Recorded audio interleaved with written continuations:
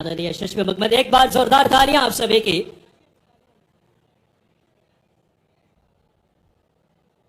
ये जो प्रोफेशनल होते हैं इनको हर दो शब्दों के बाद जोरदार तालियां ये इनकी आदत होती है। भैया मैंने बुलाया, तुम जबरन तालियां बजवा रहे हो। अपने प्रदेश भर से पधारे हुए पत्रकार मित्रों का इस समागम में मैं हृदय से स्वागत करता हूं। मित्रों, प्रदेश की सरकार के दो ही लक्ष्य रहे हैं। एक, मध्य प्रदेश का विकास,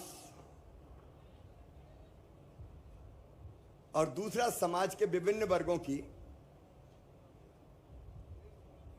वर्गों का कल्याण और अनेकों कल्याणकारी योजनाएं समाज के अलग अलग वर्गों के भाई और बहनों के लिए प्रदेश सरकार ने बनाई है। मित्रों, मैं अच्छी तरह जानता हूं, और केवल जानता नहीं हूं, अंदर से महसूस करता हूं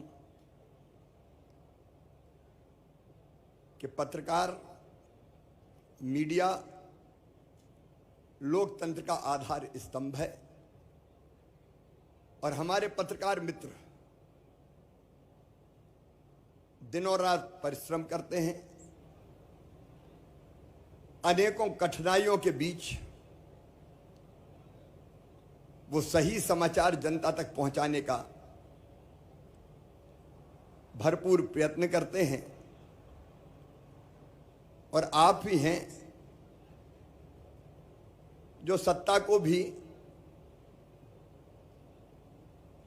संभालने का काम करते हैं। इसलिए मेरे मन में पत्रकार हो, मीडिया हो, उनके लिए बहुत आदर का स्थान है। कई दिनों से कई पत्रकार मित्रों से अनौपचारिक चर्चा होती रही है। मैं बाद में आपसे मिलकर चर्चा करूंगा, लेकिन कुछ चीजें जो बहुत जरूरी है मीडिया जगत के लिए, पत्रकार मित्रों के लिए, उस पर आज मैं चर्चा करना चाहता हूं। एक तो मध्य प्रदेश में मालवीय नगर में, भोपाल में हमारा पत्रकार भवन था। वो पत्रकार भवन तोड़ दिया गया था और तब से वो जमीन वैसी ही पड़ी है। मैंने अनौपचारिक चर्चा भी पत्रकार मित्रों से की है। सबके मन में ये क्या है कि वो पत्रकार भवन बने, वो पत्रकार भवन बने, लेकिन उसको नया स्वरूप देने का संकल्प मन में आया है। हम उसको बनाएंगे भी भवन, और स्टेट मीडिया सेंटर का वो स्वरूप ले ले, जहां पत्रकार वार्ता और अन्य गतिविधियों के लिए सुविधाएं वर्तमान परिस्थितियों में जो आवश्यक है, या ये कहूं कि अत्याधुनिक सुविधाएं भी विकसित की जाए, जिससे हमारी पत्रकारिता का काम आसान हो सके। तो पत्रकार भवन तत्काल ही हमने फैसला किया है कि उसके निर्माण का काम भी शुरू करेंगे और स्टेट मीडिया सेंटर का वहाँ दर्जा देंगे। वहाँ बैठने की व्यवस्था, चर्चा करने का स्थान, लाइब्रेरी, कैंटीन और क्या क्या आवश्यकताएं हो सकती है, एक सभागार की व्यवस्था भी ठीक से, उसको, उन सब सुविधाओं को विकसित करने का काम किया जाएगा। बीमा कंपनी ने इस बार जो प्रीमियम की राशि है वो बढ़ा के 27%, 27% की उसमें बढ़ोतरी की है। अब मैं जानता हूं कि इतनी बढ़ी हुई, इतना बढ़ा हुआ प्रीमियम देना कई मित्रों के लिए कठिनाई पैदा करेगा। इसलिए हमने तय किया है कि प्रीमियम की राशि जो पिछले साल थी उतनी ही ली जाएगी। जो बढ़ा हुआ भार है अतिरिक्त वो राज्य सरकार वहन करने का काम करेगी, ताकि पत्रकार मित्र इसमें कठिनाई का सामना न कर पाए। और 65 साल से अधिक उम्र के हमारे जो सीनियर पत्रकार हैं, 65 वर्ष से अधिक के पत्रकारों और उनके जो पार्टनर हैं, पति या पत्नी, उनका बीमा का पूरा प्रीमियम सरकार के द्वारा ही भरा जाएगा, क्योंकि जिंदगी भर पत्रकारिता के माध्यम से उन्होंने प्रदेश की, देश की, लोकतंत्र की सेवा की है। बीमा के लिए आवेदन करने की अंतिम तिथि भी 16 सितंबर थी, उसको बढ़ा के 25 सितंबर कर रहे हैं, ताकि कोई कठिनाई ना हो, पर्याप्त समय रहे बीमा करवाने में। कई बार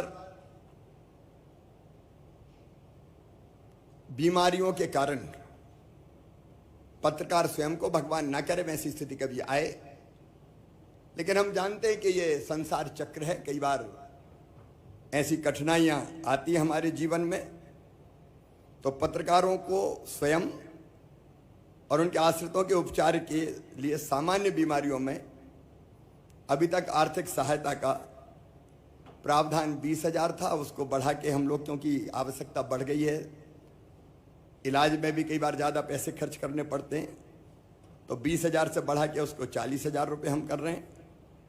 और गंभीर बीमारियों के लिए 50,000 से बढ़ा के इसको सीधे 1 लाख रुपया किया जाएगा। लेकिन और भी कोई ज़रूरत होगी तो सरकार ध्यान रखेगी। हमारे वरिष्ठ और बुजुर्ग पत्रकारों को प्रतिमाह सम्मान निधि अब तक 10,000 दी जाती थी, उसको भी बढ़ा के 20,000 रुपया किया जा रहा है, ताकि जो वरिष्ठ पत्रकार हैं उनको तकलीफ ना हो।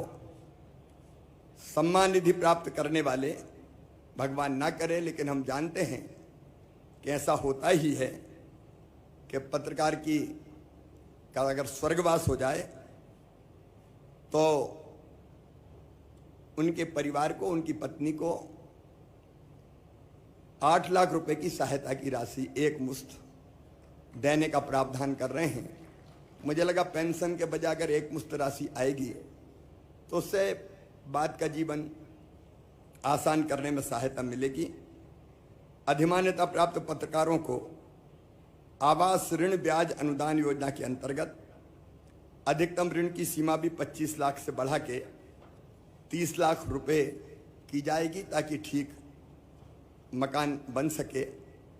और किसी भी अधिमान्य पत्रकार भाई और बहन के बेटा हो या बेटी हो, उनकी शिक्षा के लिए बैंक से लोन अगर लिया जाता है तो उसके ब्याज पर भी 5% ब्याज अनुदान 5 साल तक राज्य सरकार के द्वारा वहन किया जाएगा, ताकि बच्चों की पढ़ाई की तरफ हम लोग ध्यान दे सकें। छोटे शहरों और कस्बों के पत्रकार साथियों को आवश्यकता के अनुसार, क्योंकि आजकल डिजिटल युग है, इसलिए भोपाल में डिजिटल तकनीकी का प्रशिक्षण दिलाया जाएगा और इसमें माखनलाल चतुर्वेदी राष्ट्रीय पत्रकारिता और संचार विश्वविद्यालय का भी सहयोग लिया जाएगा और इसकी संपूर्ण व्यवस्था जनसंपर्क विभाग ही करेगा। एक बात और मेरे मन में है, पिछले दिनों भोपाल में हमने 2 पत्रकार कॉलोनी बनाई, उनके लिए ज़मीन आवंटित की थी। मैं जहाँ जाता हूँ जिला स्थानों पर भी और स्थानों पर भी पत्रकार मित्र मिलते हैं और वो ये कहते हैं कि एक पत्रकारों के लिए कहीं ज़मीन का आवंटन हो जाए या कोई कॉलोनी की व्यवस्था हो जाए।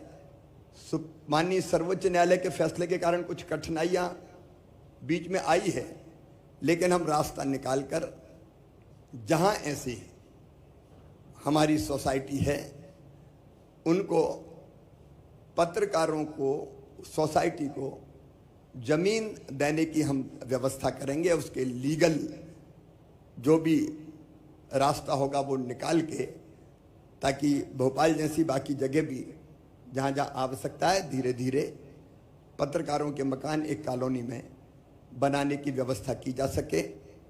और एक बात और मैं कह दूं अंत में, फिर हम लोग अनौपचारिक चर्चा करेंगे, मिलेंगे, कि इस चुनाव के बाद भी हम ही रहने वाले हैं, लेकिन ये सब चीज़ें पहले ही पूरी कर दूंगा मैं, और बाद में भी इसको आगे बढ़ाने का काम भी हम ही करेंगे। एक बार मैं फिर आप सब मित्रों का, पत्रकार मित्रों का हृदय से स्वागत करता हूं। और अभी मैं अनौपचारिक चर्चा के लिए आपके बीच में उपस्थित रहूंगा। तो मंच की और नीचे की कोई व्यवस्था ठीक नहीं है, हम एक ही स्तर पर रहें, इसलिए मैं सीधे आपके बीच आ रहा हूं। धन्यवाद।